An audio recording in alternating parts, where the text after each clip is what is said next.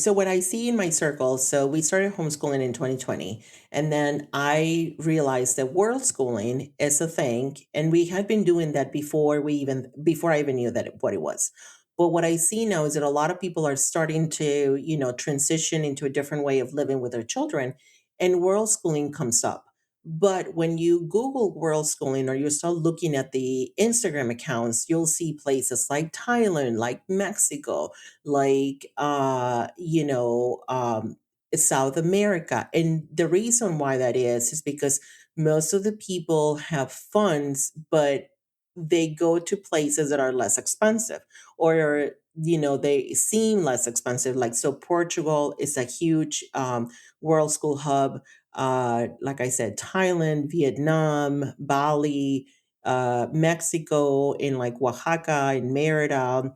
There are some hubs in Honduras, in Belize, in Guatemala. So there are places. Dominican Republic is a big one. So when you start looking at those places and you start thinking about the cost of buying an airplane ticket, affording to be in the hubs, they're called World School hubs, and they're mostly communities, but some of them are actually really expensive.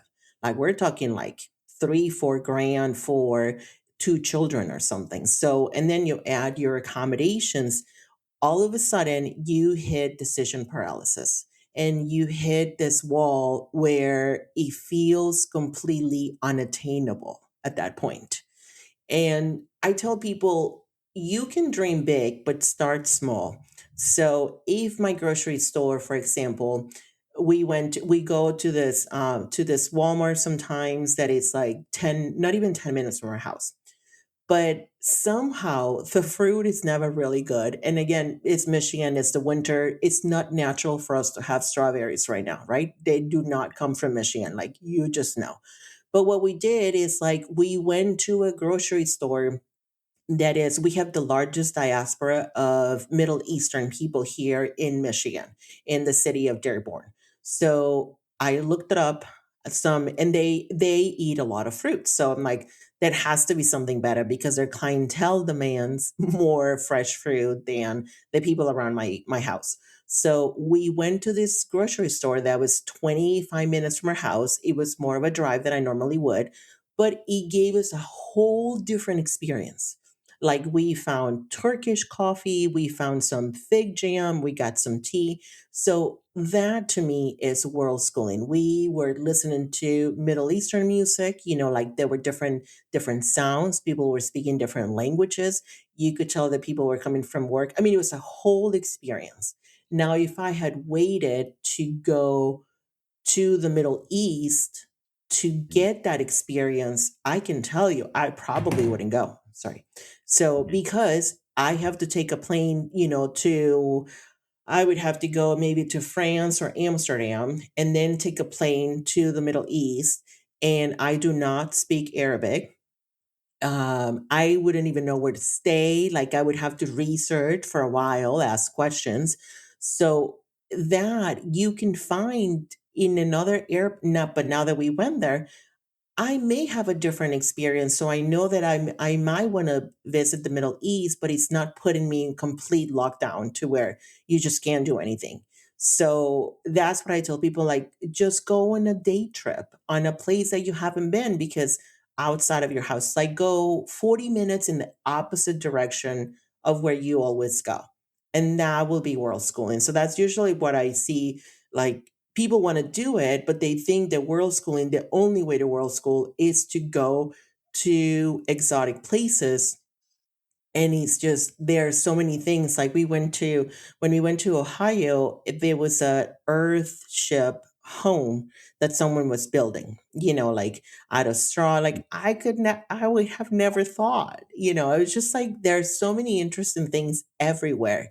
You just have to, like, remove that definition that world schooling means, super exotic places like Thailand or Portugal, which they are beautiful places, but they don't define your experience as a world schooling family. Mhm. And as you said, sometimes it can basically be just in your backyard, finding a place that opens you up to a bunch of different cultures, whatever it may be. I love that. Yeah. Totally makes sense. Start small and then build up from there as you need. Yes, Awesome. absolutely. Is there anything else you'd like to add with visiting Ohio going before going to Rome, or traveling with the kids and enjoying it, or are you ready to move on? No, I think, well, just maybe one last piece. When you start doing the world school, I feel like, so your money, obviously, the resources is important. So a lot of people find out that there's not, they're like, well, we don't have the money. And in this one took me a while actually. So when we get paid for whatever your income source comes from, we generally pay everyone else before we pay ourselves first. So you'll pay your mortgage, your rent, your house, whatever. And then you say, well, I don't have money for savings. And the way I now see it is that when our income comes, I make sure that we pay ourselves first. And that's where my world schooling fund comes from. Like, so world schooling to us is not separated from how we live, but that's just how, that is the way we live. So therefore funds, whether we use them or not, are always going into my world schooling fund. So when my kids say, I want to go to Paris because I feel like I should have some French bread or a French baguette.